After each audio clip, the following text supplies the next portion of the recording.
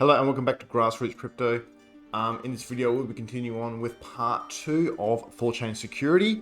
We've covered TSS and how that works in the Asgard Vault, how that gets created, and then we'll be moving on to a bit about Bifrost, the churn process, and then touching on the replicated state machine. So we'll continue on and enjoy.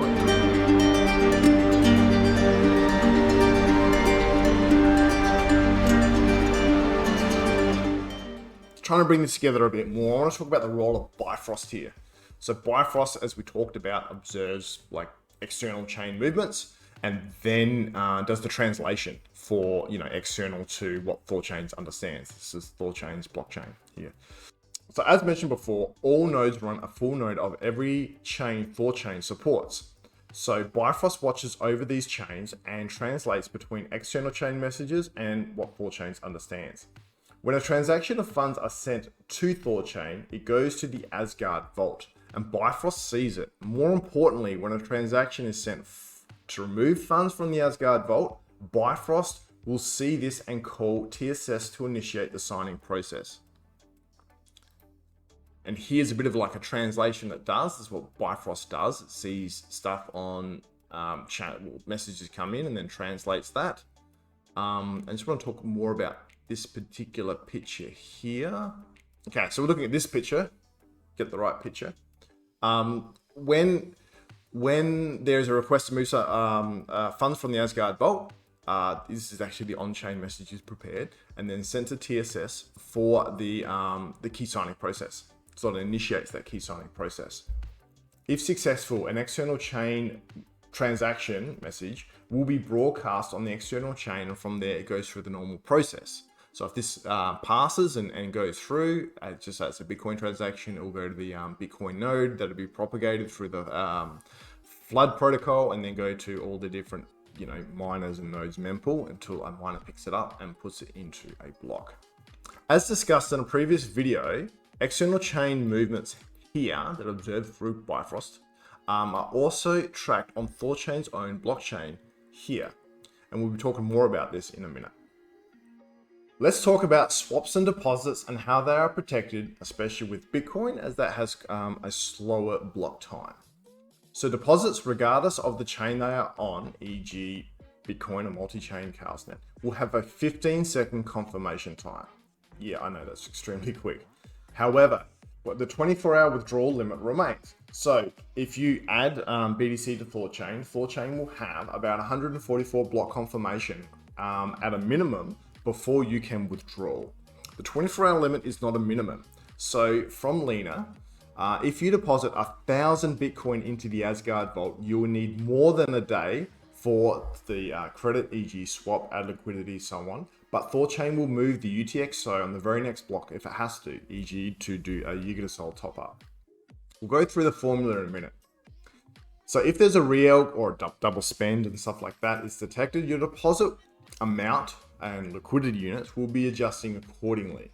Just think liquidity units won't actually be attributed to you until the required confirmation amount has been achieved. We'll talk about that in a sec. THORChain expects reorgs within with the connected chains. This is particularly common with chains like Ethereum, stuff that has fast block times. So it's common, it's always expecting it. Withdrawals can only be made from the address that made the deposit. THORChain does not care if deposits are symmetrical or asymmetrical. It all ends up in the pool. So swaps are also protected in a similar way. So the amount of confirmations, aka time, required depends on the amount of assets swapped and the block reward for that asset's chain. So to quote Lena again, the system observes the deposit of Bitcoin on the Asgard Vault. It is in the system and THORChain can move the UTXO. It won't credit you with the deposit until it reaches the required confirmations. So that's pretty much what I said before. Well, the formula for required confirmations is asset amount divided by the block reward of the chain. So the chain's block reward. And then you've got to put it into a ceiling function to be specific. So it's like ultra rounder. So if it's 10.1, it's going to be 11 or 5.2 will be 6. So to get the required wait time, you just need to times the confirmation count by the block time. So let's go through some examples. So to swap 1 Bitcoin worth with a block reward of 6.25 BTC per block, it will require 1 confirmation. And BTC has a block time of 10 minutes. Thus, it would take about 10 minutes for you to achieve that swap. Sending 50 BTC would need 8 confirmations. Thus, you need to wait about 1 hour and 20 minutes. Swapping 1000 BTC would require 160 confirmations and would take over 24 hours, as discussed above. And I think I worked it out at 26.6 hours. So that'll be pretty tough to double spend that one. Swapping Ethereum, so swapping 32 Ethereum with a block reward of 3 Ethereum per block would need 11 confirmations. And with a block time of 13 seconds, you need to wait about 2.5 minutes, 2.5 minutes, or 143 seconds. So kind of gives you an example of swaps there. And that required confirmation count kind of governs deposits as well as swaps. It's not specific to swaps. Now we're going to get on to churn. So we talked a lot about the vaults and what protects them and the keygen and process. And we know that the keygen processes are the first step within the churn process. So let's go through that in a bit more detail. All right. So just before we get to churning, let's talk about node statuses because it's become important in a minute. So nodes can have different statuses. They can be active, and it's the active nodes that get all of the rewards. The system income goes to the active nodes. The system income goes to the node operators, and these guys are the active nodes, not the standby nodes. As I just said, standby nodes, there can also be standby nodes. These are the nodes that want to get into or become active nodes because that's where the rewards are. Each churn process nodes and the Asgard Vault are cycled. Some nodes are removed and become into standby. So some active ones go to here, and then they're replaced by the standby nodes that go into and become active. Nodes are removed for many reasons. Bad behavior because they've got too many slash points. Their bond is too low, and THORChain likes high bond. And just remember the incentive pendulum we talked about. They've got an old version, they're just not upgrading, or they're just too old. So every node will be cycled out due to age, regardless. And they can also just be kicked out for very, very, very bad behavior. Let's look at some pictures it's in a different tab, as here is something I prepared earlier. So under normal operations, we talked about, we've got a 36 nodes here, and we have a standby nodes. So it's got to be like a lot of standby nodes. These standby nodes, as I said, want to become active nodes because that's where the rewards are. So during the churn process, as I said, 2 things happened. The nodes are cycled. So there's, old nodes that are standby get moved in, and nodes that were due to be churned out, active nodes, become standby nodes. They move out. As well as the vault does a migration as well. So there's a new Asgard vault that gets created, and that gets created by a combination of the current active nodes that will not be churned out, as well as the nodes that are being churned in during this churn. So that plus the nodes that are not being churned out go into the signing party to create the new vault. And obviously the old vault here, that keygen process would have been through the nodes that were I guess over here pre the churn cycle. So funds are migrated from one vault to the other, and there's obviously key signing processes that need to happen, and they can take like a couple of hours. It's not like an instant thing as funds slowly migrate from one vault to another one. Just an important note that the network will not churn out more than 1/3 of the node operators, or otherwise you will not be able to achieve a 2/3 consensus in the key signing process. However, we saw this like a month or so ago where 1/3 was churned out, and there was actually one node offline, so the vault migration was halted. They put some changes into that so that won't happen again, but as I said, new technology, and always finding out new and fun lessons. Yeah, so as I said, you've got the signing party for this being part of the nodes that have been churned out. They will go ahead and migrate the funds, and then you're going to have the new signing party, which is a combination of the current active nodes that won't get churned out with the ones that have been churned in. So this process happens. until there's no more funds in the old vault. That gets disabled or halted, I think's the term. And then we're left back to where we were under the new process, where we've got a new vault with new address, as well as a new set of nodes. Obviously, no more than 1/3 of the nodes being new in this process. And this happens every 2 days. You can go back to here. This happens every 2 days. You can have a look at the countdown.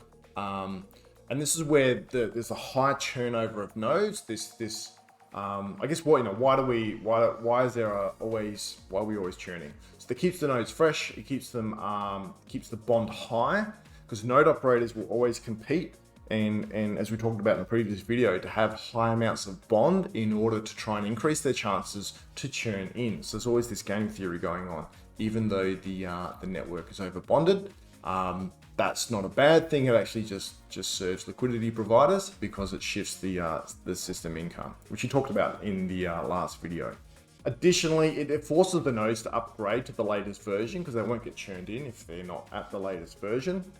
And this allows THORChain to rapidly deploy updates and ensure node operators update their software, otherwise they won't get churned in. And it keeps the Asgard vault moving, thus it's a moving target. The white paper says it like this: the network should regularly churn its consensus set to prevent stagnation and capture. As you can see, just the nodes as well as the vaults are cycled. So new ones out, old ones in, and the nodes, the vaults are cycled. So we're normal operation, churn process, normal operation. So that's it on the churn process. I hope that makes sense. Lastly, for completion, let's talk about the replicated state machine. So the THORChain blockchain. THORChain's blockchain is a Cosmos SDK powered blockchain that uses Tendermint core. Tendermint is a Byzantine fault tolerant that tolerates up to 1/3 of nodes failing arbitrarily, including explicit malicious behavior, and also provides instant finality. THORChain uses Cosmos SDK to build a deterministic replicated state machine on top of Tendermint core. You can read more about Tendermint here. You can read more about the Cosmos SDK, which is kind of like the building blocks on how to create something, as well as IBC in these links that I will provide here. The takeaway point is that the underpinning THORChain blockchain is quite secure, and it's a BFT or Byzantine fault tolerant, which means stuff in security, and it tolerates 1/3 of nodes to be malicious or go down or fail, and that's the same thing as TSS. So supermajority consensus is required for the THORChain blockchain as well as within TSS, making it even more secure. Right, well that's it. We've covered everything. We covered the vault security, specifically the Yggdrasil vault and how the nodes secure that with their bond because they don't want to lose it, and the Asgard vault and how TSS secures that. And we talked about TSS technology a lot in quite some detail, I think, and it is the base technology that THORChain uses to secure itself, and really kind of like sits in the heart of THORChain. And without it, it just wouldn't be able to be possible. And then we talked about the churn process and how TSS and the key generation process fits within that. And then we talked a little bit about the blockchain. So this was a massive video. If you got this far, well done. I hope you got a lot out of this video. I can tell you a lot went into creating it. I put lots of references in the description. I encourage you to read them, have a look, boost your knowledge. It's certainly, particularly I think TSS is certainly a technology that's going to be used a lot in the future. So it's valuable and to know, as well as just interesting.